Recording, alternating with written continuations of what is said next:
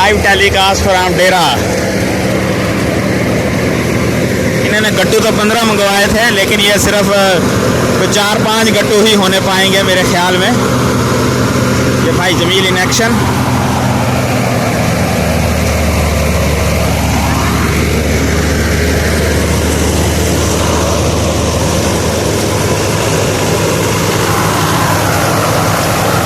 ये है पंजाब का देसी माहौल, आप देख सकते हैं।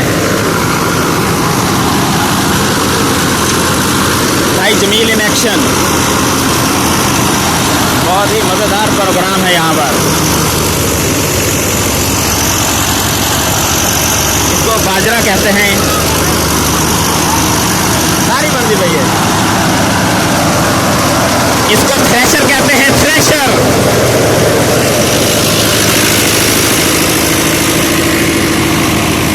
ये इस साइड पर आपको ये थ्रेशर की तूड़ी नज़र आ रही है।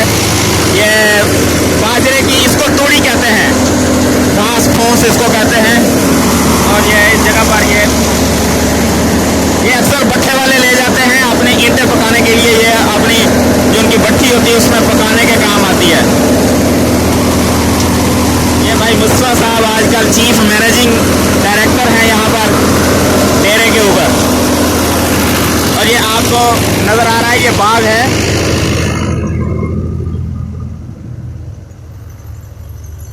ये फ्रूटर के माल्टे हैं। ये अभी छोटे हैं, अभी ये अच्छे तरीके से तैयार नहीं हुए। इनको 1 महीना अभी और चाहिए तैयार होने के लिए।